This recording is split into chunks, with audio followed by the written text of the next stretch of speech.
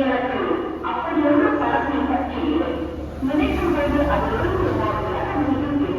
நினைக்கலாம். நீங்கள் ஒருவேளை பற்றியிருந்தால் அதனை அறிந்தார்களே ஒரு பற்றி நினைக்கும் அன்பு சாரதா